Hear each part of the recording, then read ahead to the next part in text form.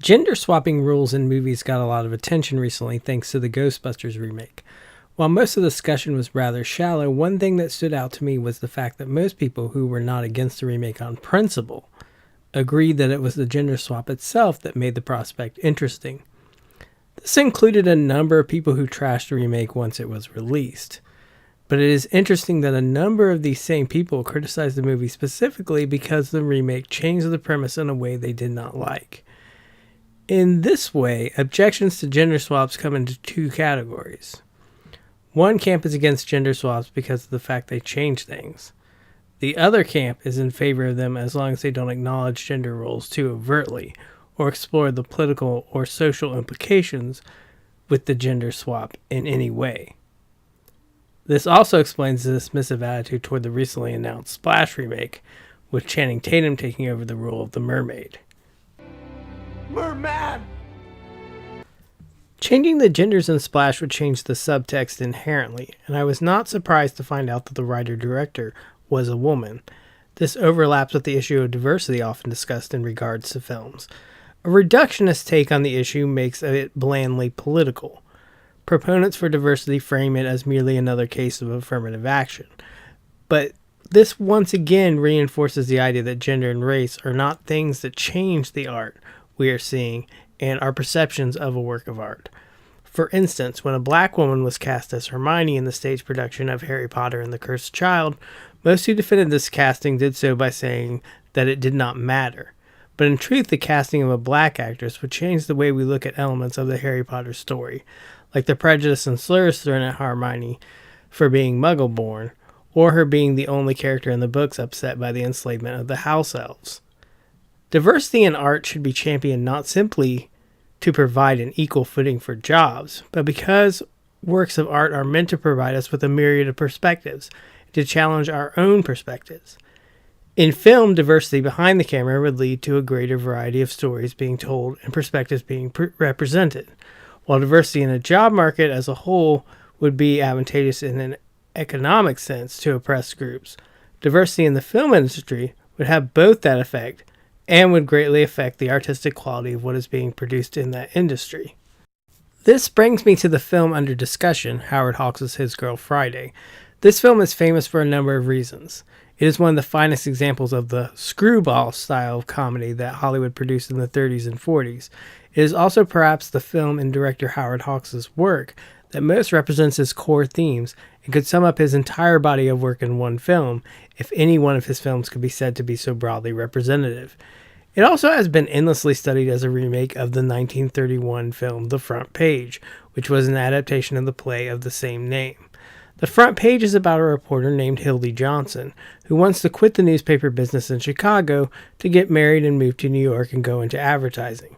He is fleeing his career as a journalist because of the cynical nature of the business. Reporters don't care about the truth, they only care about selling papers and scooping their competition.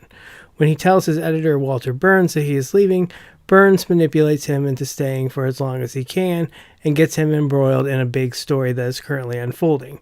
Both the play and original film are relentlessly amoral because the politics of Chicago and its reporters are portrayed as amoral, and the work satirizes their actions while endorsing no alternative viewpoint. Walter Burns is the character we are encouraged to most relate to, even though he is just as much a manipulator as anybody else. His Girl Friday changes Hildy to a she, and makes the relationship between her and Walter Burns a failed romance rather than a close friendship. Walter and Hildy were married, and now are divorced, and after a long leave she has returned to tell him that she is marrying an insurance salesman named Bruce Baldwin and moving to Albany. Though the basic plot of the film plays out the same way as it does in The Front Page, the dynamic of the Johnson-Burns relationship has been changed. This apparently happened much by chance. The film was originally going to be a straight remake, but Hawks had the Hildy parts read by his secretary during auditions, and this led to him deciding the part worked better played by a woman.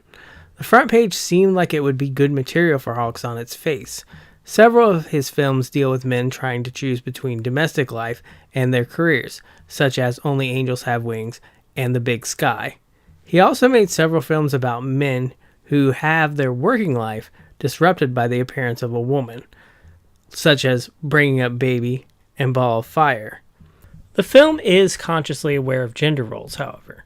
In a scene early in the film, Hildy admonishes Walter for treating her more like a man and not treating her like a lady like her new fiancé. She also repeatedly tells Walter that she wants a family, and the implication is that he is too concerned with his career to give it to her. The real conflict of the movie, however, is whether she can walk away from her job. The male reporters obviously consider her their equal and think she is too good, in their words, a newspaper man to walk away.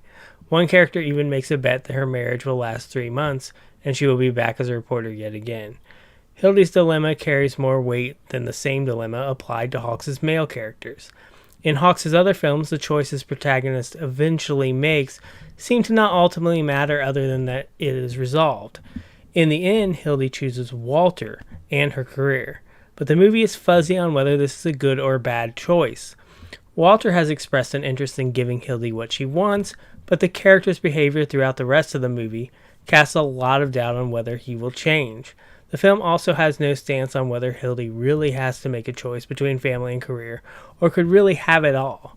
Her choice to remarry Walter at the end can be interpreted as her realizing she wants a career more than a family, or that her wanting family is really pressure based on gender roles, and is not what she really wants, or that she is willing to put her faith in Walter in the hopes of having both. Hawks seems to represent his own viewpoint only as a series of reversals. For instance, when Hildy reminds Walter they are divorced in an early scene, he replies, "Divorce doesn't mean anything nowadays, Hildy. Just a few words mumbled over you by a judge." In a later scene, Walter tries to stall Bruce by purchasing some life insurance.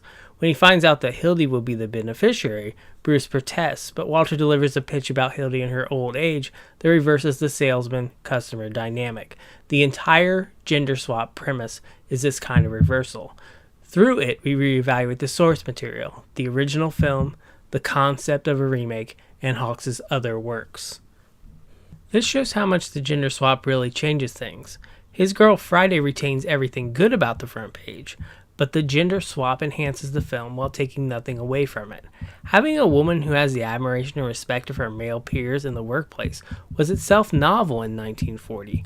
Hawks was neither a progressive filmmaker nor a feminist one, but his film nonetheless ends up making a radical statement that the other versions of the front page lacked.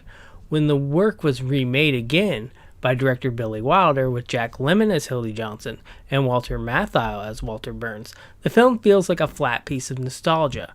Hawks' remake does what a remake should do, which is twist the original in a new direction. This is what is often done on stage when different productions of classic theatrical works are performed, and it shows how a remake can not only justify itself, but produce a greater work of art than even a much praised original.